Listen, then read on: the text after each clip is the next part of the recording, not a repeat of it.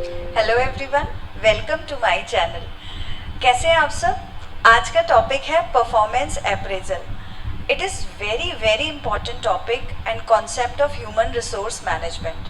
B it any exam, MBA, BBA, BCom, MCom, UGC net, तो कोई भी exam हो, वी फाइंड वन और two questions on this topic always everywhere.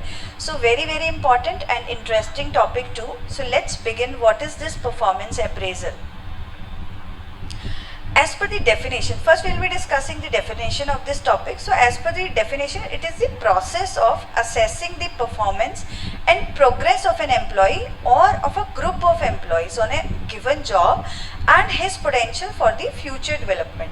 So basically what we want to say, हम क्या कर रहे हैं, ये सबसे पहले हमें नोट करना होगा कि ये एक प्रोसेस है जिस प्रोसेस में हम क्या चेक कर रहे होते हैं, किसी भी एम्प्लॉई की या ग्रुप ऑफ एम्प्लॉयज़ की परफॉर्मेंस एंड प्रोग्रेस.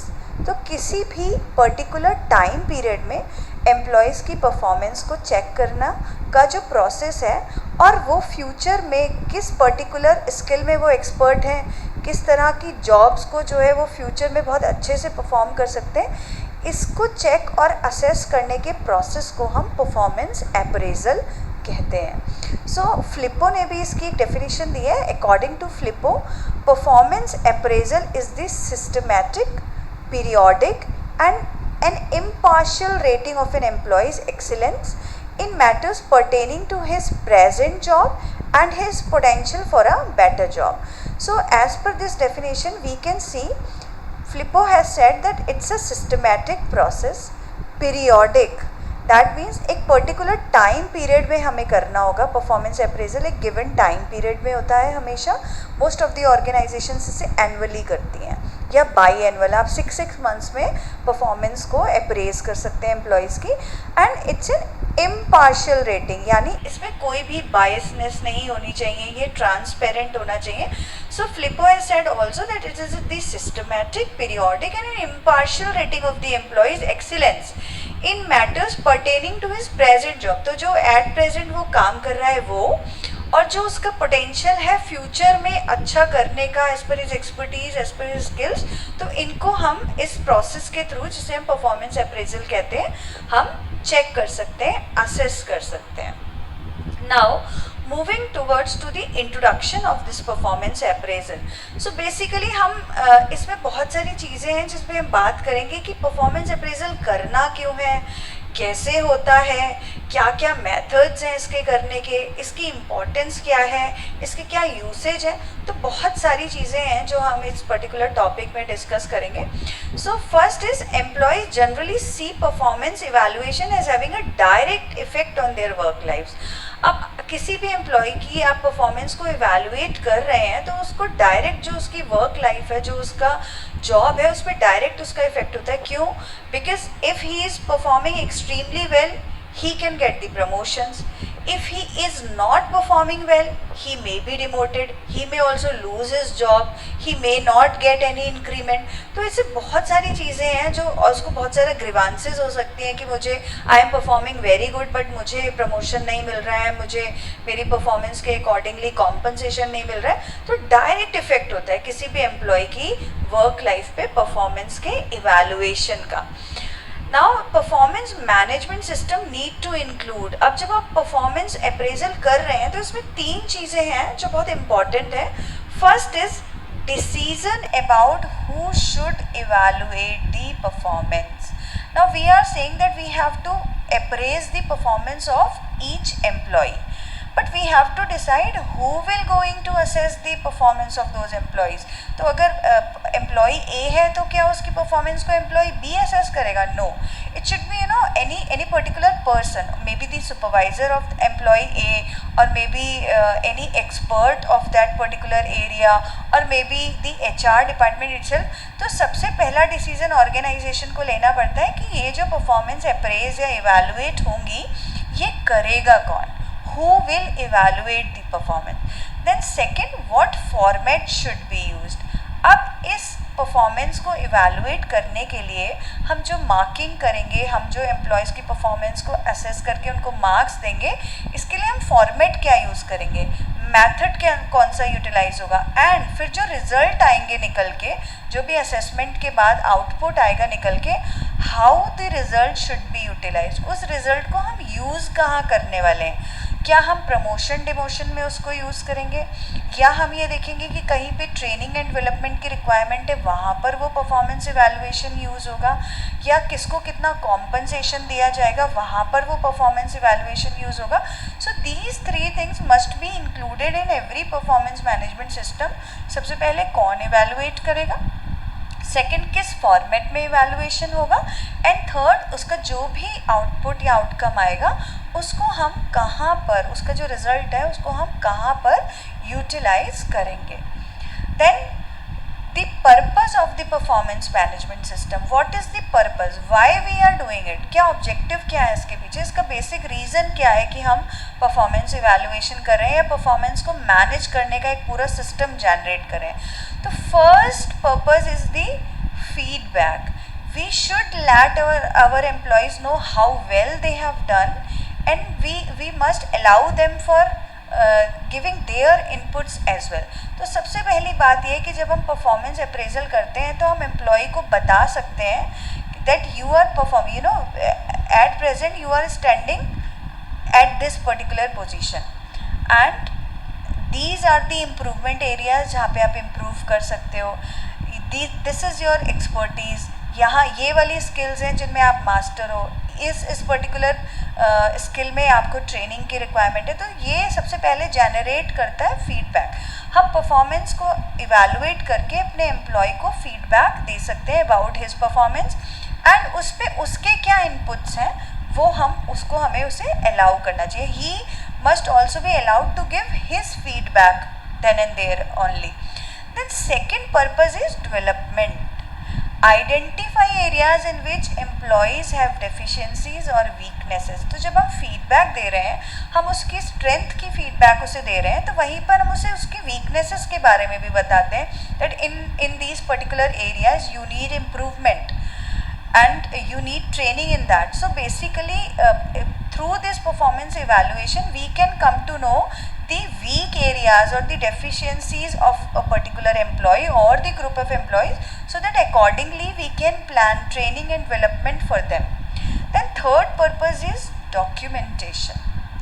जब आप परफॉर्मेंस अप्रेजल करते हो तो परफॉर्मेंस अप्रेजल पे बहुत सारी चीज़ें डिपेंड होती हैं. लाइक आपने प्रमोशन किया किसी का, या आपने किसी का कॉम्पनसेशन इंक्रीज़ किया, उसकी वेजेस बढ़ाई या उसकी सैलरी बढ़ाई, या किसी पर्टिकुलर ट्रेनिंग के लिए आपने जो है अरेंजमेंट्स किए अपने ऑर्गेनाइजेशन में. तो क्यों, उसका बेसिस क्या है, आपके पास प्रूफ होना चाहिए ना कि मैंने अगर एम्प्लॉय ए को in comparison to employee B promote कर दिया तो क्यों किया. तो वो कैसे होगा, जब आपके पास उसका पूरा प्रूफ होगा, पूरा डॉक्यूमेंटेशन होगा. तो डॉक्यूमेंटेशन कैसे होगा, जो भी आपने परफॉर्मेंस मैनेजमेंट सिस्टम में इवैल्यूएशंस करे हैं वो आपके पास ऑन रिकॉर्ड होंगे, and you can show to any legal agency, any audit agency that records that on the basis of these records, या कोई एम्प्लॉई आपको चैलेंज करता है कि no I was more deserving than this particular employee, but आपने उसका promotion कर दिया तो बायसनेस है, तो आप उसको ये सारे डॉक्यूमेंटेशन जो आप परफॉर्मेंस अप्रेजल में कर रहे हैं ये आप वहाँ पे शो कर सकते हैं that these are the methods we have adopted, and on the basis of the result we have promoted someone. तो ये रिजल्ट कैसे आया ये आप देख लीजिए. तो documentation is very very important to meet the legal requirements of the performance management system in any of the organisation. Now moving forward, आगे चलते हैं. चलिए, now what are the essentials. अब एसेंशियल्स क्या है किसी भी परफॉर्मेंस मैनेजमेंट सिस्टम के लिए, क्या है जो मस्ट होना चाहिए. सबसे पहले it must be bias free, impartial होना चाहिए, objective and job related. Like the HRM practices, जितनी भी HRM प्रैक्टिसेस हैं which are involve in performance management system, they must be bias free, they must be objective and job related. तो कहीं पे भी कोई भी किसी भी तरह की एम्प्लॉई ग्रीवेंस को जो है वो जनरेट करने का चांस नहीं मिलना चाहिए. हमें बिल्कुल इम्पार्शियल रहना है जो भी हम मेथड अडॉप्ट करें, और जो भी परफॉर्मेंस मैनेजमेंट सिस्टम है वो जॉब रिलेटेड होना चाहिए.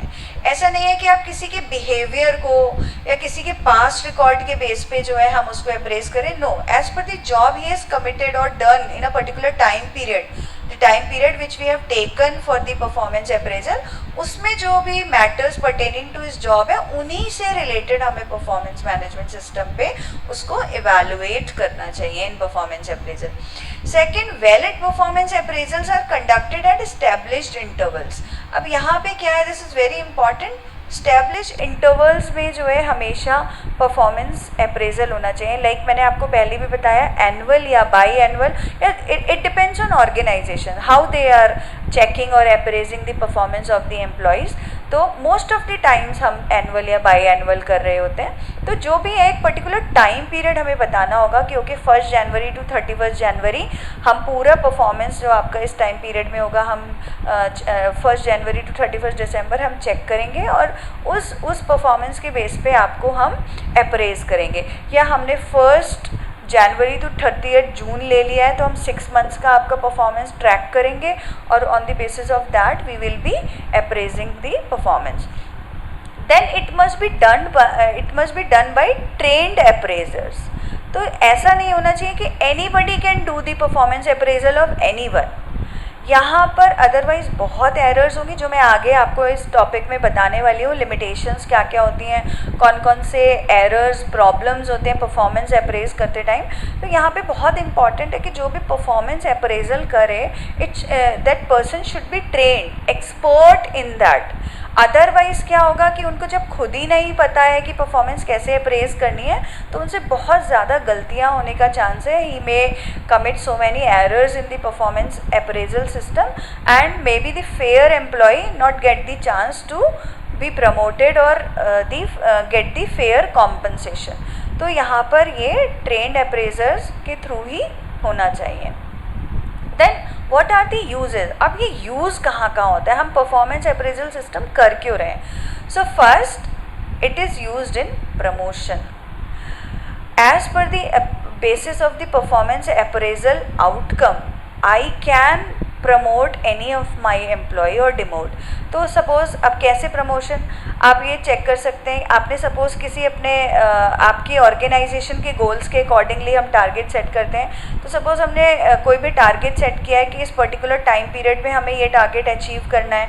ऐसे ही इंडिविजुअल्स को आपने टारगेट दिए हुए हैं. कोई भी इंडिविजुअल जो उस पर्टिकुलर टाइम पीरियड में वो टारगेट अचीव कर लेता है या उससे ज़्यादा अच्छा करके दिखाता है तो हम उसको प्रमोट कर सकते हैं. अगर वो नहीं कर पाता तो यानी कहाँ पे उसको प्रॉब्लम्स हैं, अकॉर्डिंगली हम उसके लिए ट्रेनिंग या डेवलपमेंट का जो रिक्वायरमेंट है वो मैनेज कर सकते हैं. उसके लिए ट्रेनिंग सेशंस ऑर्गेनाइज कर सकते हैं. Then compensation management on the basis of performance appraisal, किसकी कितना as per the standard made by the organisation कौन कितना अच्छा परफॉर्म कर रहा है, किस किस की क्या स्किल सेट है, क्या स्ट्रेंथ्स हैं, क्या वीकनेसेस हैं, अकॉर्डिंगली हम उसकी सैलरी उसका कॉम्पनसेशन डिसाइड कर सकते हैं. Then evaluation of HR programmes. अब HR प्रोग्राम्स, बहुत सारे HR प्रोग्राम्स हैं जो कोई भी ऑर्गेनाइजेशन में HR डिपार्टमेंट रन करता है. Recruitment, selection, planning, the induction, placement, right person at the right job and the compensation system, promotion policies. So बहुत सारे. तो जब हम performance appraisal कर रहे हैं और उसका जो outcome निकल के आ रहा है तो we can check कि जो HR programs हमारी organization में run हो रहे हैं क्या वो effective हैं, क्या actually as per the vision, mission and the objectives of the organization they are effectively doing well. तो जो रिक्रूटमेंट प्रोसेस है क्या एक्चुअली उसमें हम राइट पर्सन को सिलेक्ट कर पा रहे हैं, क्योंकि अगर राइट पर्सन सेलेक्ट होगा तो उसका परफॉर्मेंस अप्रेजल पॉजिटिव आएगा. अगर नहीं होगा तो यानी आपका रिक्रूटमेंट प्रोसेस में कुछ प्रॉब्लम है.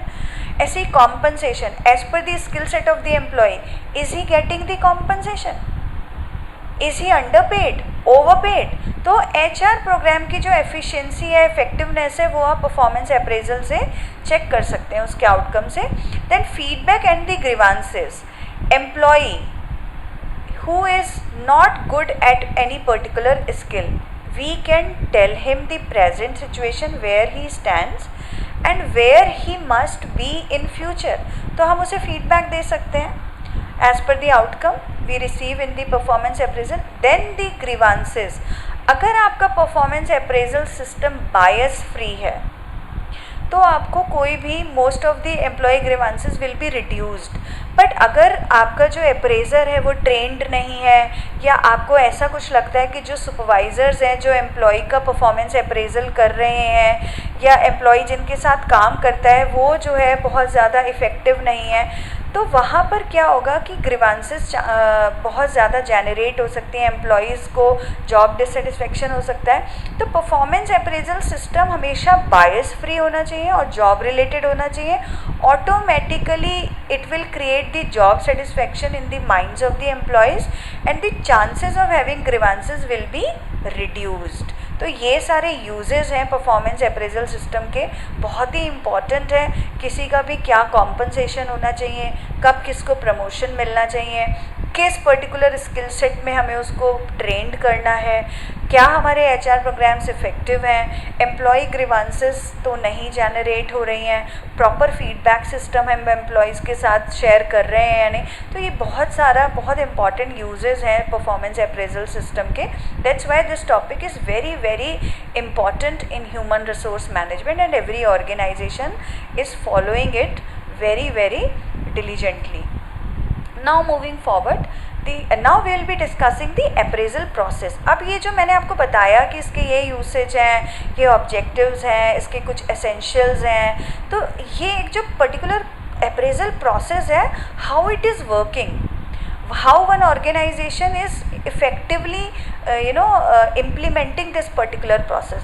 So first step in this is establish performance standards with the employees.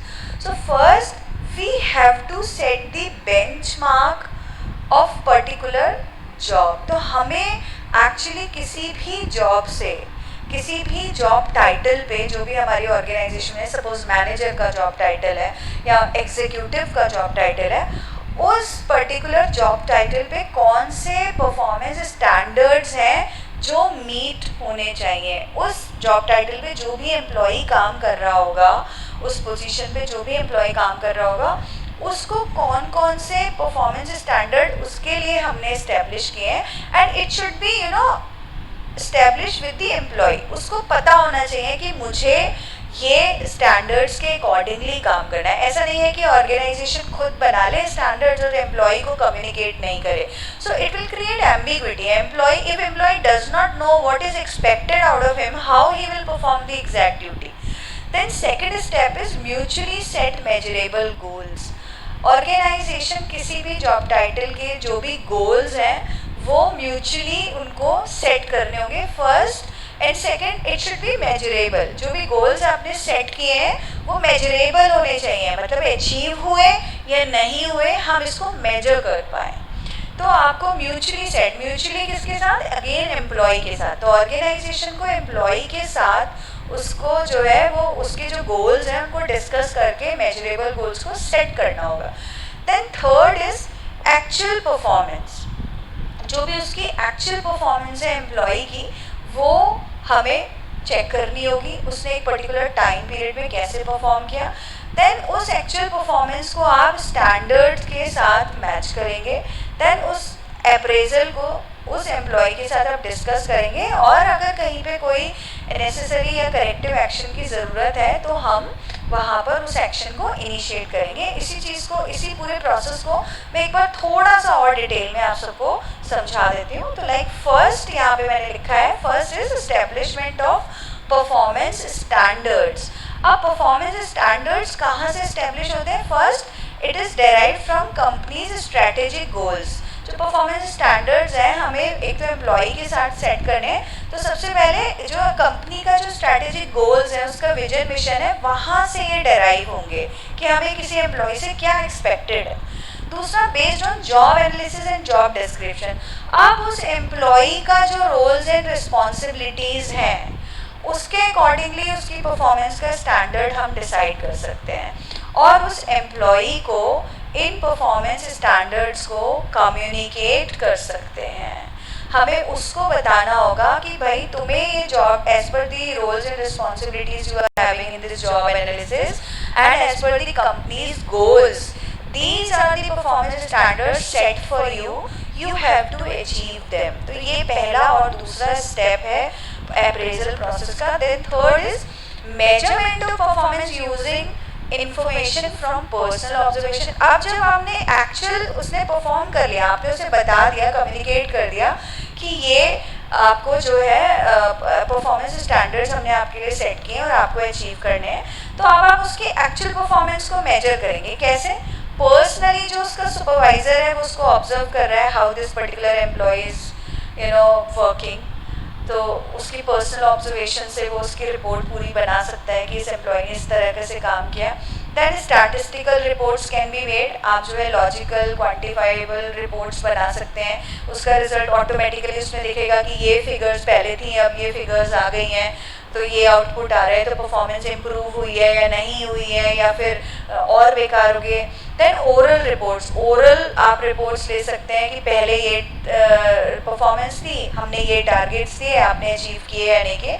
And then again the written report from the supervisor. तो यहाँ पे सुपरवाइजर है या और भी जो उसके पीयर ग्रुप है, इन सब से आप उसकी एक्चुअल और इवन द सेल्फ अप्रेजल, तो आप उससे उसकी जो एक्चुअल परफॉर्मेंस है उसको, उसके बारे में जो इन्फॉर्मेशन है, इन 4 तरीक़ों से आप गैदर कर सकते हैं. देन उसकी जो एक्चुअल परफॉर्मेंस आई है निकल के, एक्चुअल परफॉर्मेंस है, थर्ड स्टेप में एक्चुअल परफॉर्मेंस आई है.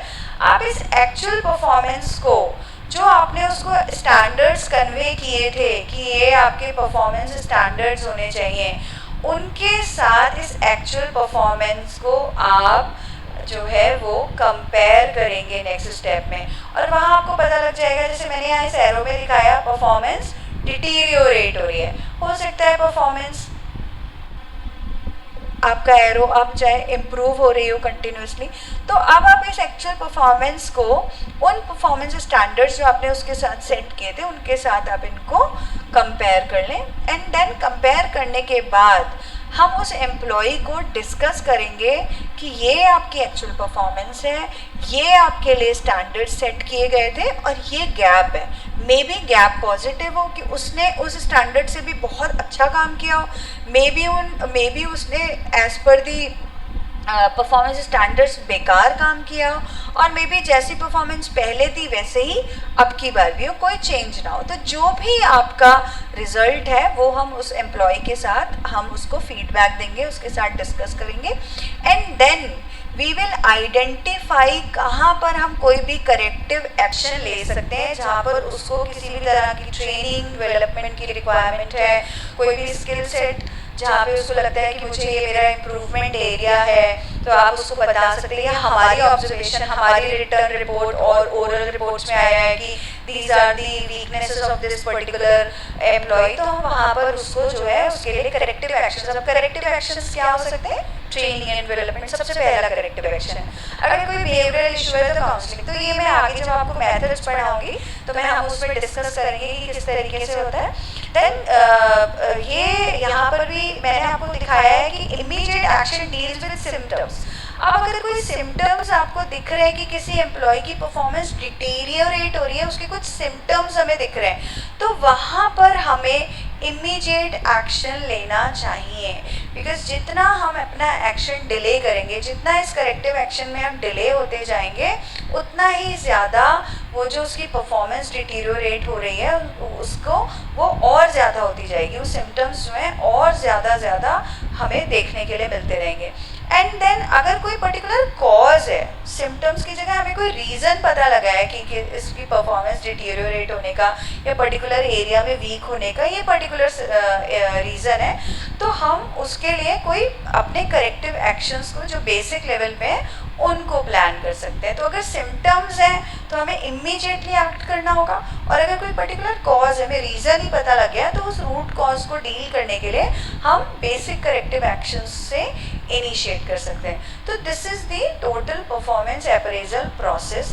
सो I think you have understood this topic, and I wish you a very good day ahead. And if you have any query, any feedback about this session, please comment in the comment box, and definitely I am looking forward to have the feedback from you. और मैं अगला video upload करूँगी आप इस इससे आगे का performance appraisal जिसमें हम एरर्स डिस्कस करेंगे, ट्रेडिशनल और मॉडर्न मेथड्स डिस्कस करेंगे, and how to have an effective performance appraisal system in the organization discuss करेंगे.